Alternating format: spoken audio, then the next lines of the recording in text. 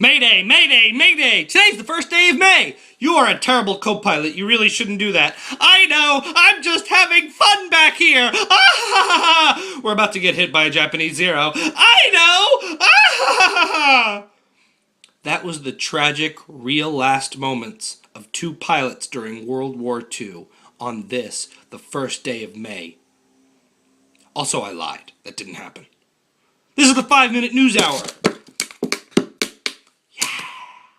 Good evening, America, and welcome to the 5-Minute News Hour. My name is Brian Gartland, and no, I'm not wearing pants. Tonight's top story.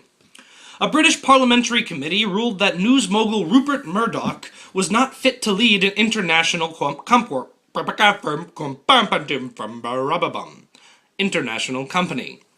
The decision comes in the wake of the News Corporation and News International wiretapping scandal. Murdoch closed his News of the World tabloid last year when it was discovered that reporters in the News of the World had been hacking into phone records, including the 16-year-old female victim of a murder. Murdoch denied knowledge and claimed that he and other high-ranking executives were also victims of the cover-up, much in the same way that Richard Nixon was a victim of the Watergate break-ins, or Lee Harvey Oswald was a victim of the John F. Kennedy assassination. The committee ruled that either he knew about the Orwellian invasion of personal privacy and was complicit in a cover-up, or that he was as much to do in the day-to-day operations of his company as I to do with the majestic eagle in the sky. Either way, that does not make the resume of a competent CEO. Murdoch will most likely go into his fallback career in his native Australia as the least adorable koala or second angriest crocodile. I'm Rupert Murdoch, and I didn't like that joke, Brian. Good thing I'm not in charge of the news anymore, or you'd never get a news job. And now for a segment I like to call, yes, only the good die young, but only the very, very worst of us get shot in the head in a hidey hole of our own creation. Not to imply that I will one day be shot in the head in a hidey hole of my own creation. These things happen, though, if they happen.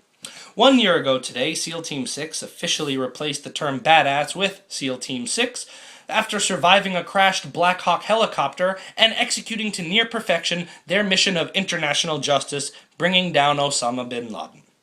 And yesterday, in 1945, everyone's favorite facial hairstyle ruiner Adolf Hitler spent a lovely honeymoon with his new bride Eva Braun, killing themselves. It was a last-minute adjustment from the plans which he had promised her of skiing in the Alps, but the scenery had to be altered to a subterranean bunker under Berlin, and a double date with Goebbels and Girlbles, Hitler's adorable nickname for the transvestites that Goebbels used to have sex with constantly, was quickly shifted to a double suicide for himself and his new bride.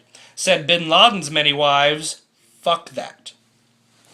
Both Hitler and bin Laden are fond of teasing fellow international fuckface Saddam Hussein about the whole spider hole and delousing process, as the three are sodomized eternally by demons in hell, reserved only for international murderers, genocidal maniacs, and fans of Philadelphia-based sports teams.